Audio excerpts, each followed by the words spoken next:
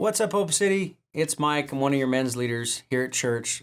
I'm coming to you today. We're going to talk about Jesus as I am the bread of life in John chapter 6, verse 35. I'm going to set the context for a little bit before that so that you understand the setting that Jesus is in at this moment. But if you go back to the beginning of John chapter 6, Jesus is on his earthly ministry. He's healing the sick, and this crowd of 5,000, probably more like 10,000 when you include women and children, are following him, and he ends up feeding them, feeding the 5,000 with just a couple of fish and a couple of loaves of bread.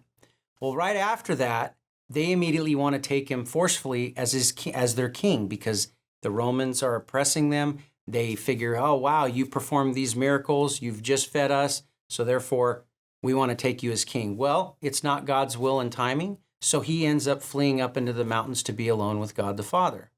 Now we fast forward to Jesus walking on water. He's amazing the disciples. And now he's going to talk to the disciples. And actually in John chapter 6, verse 30, we'll start with 32. It says, Jesus then said to them, "Truly, truly, I say to you, it was not Moses who gave you the bread from heaven, but my Father gives you the true bread from heaven.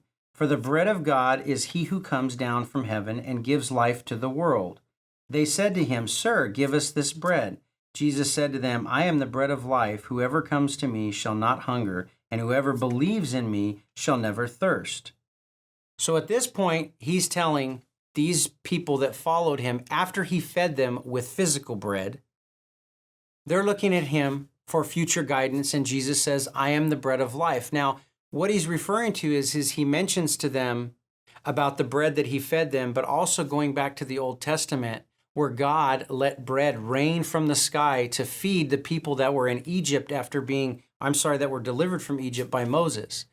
And if we remember back in that passage, they were actually disgruntled with Moses, thinking that they would rather go back to slavery. So they were actually unhappy with God delivering them from Egypt.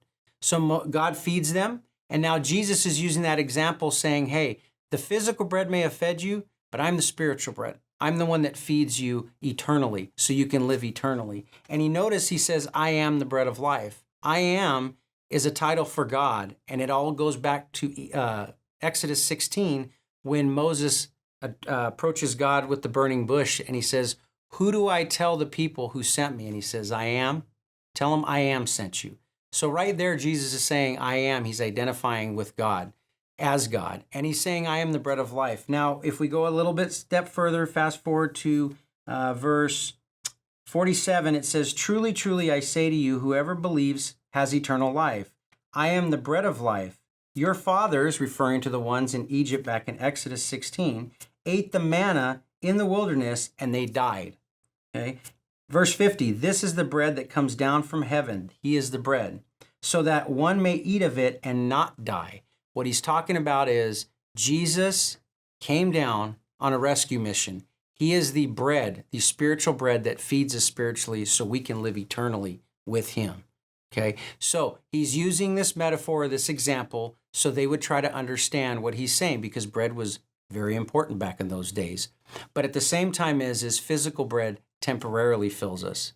Jesus is a spiritual bread, and that fills us for eternity, and it also fills that empty void in our heart. The way that we can look at it is Jesus is the Word, it says in John, and the Word is the bread of life. This is what feeds us. This is what guides us. It's all about Jesus, but it is for our eternal security. So when you think about Jesus being the bread of life, he feeds that wanting and that longing and that hunger to be accepted and loved by God. He feeds that and he fills that. Always remember that Jesus is our spiritual bread. He feeds us. He makes us peaceful and content. Hope this has been a blessing. Until next time, God bless, guys.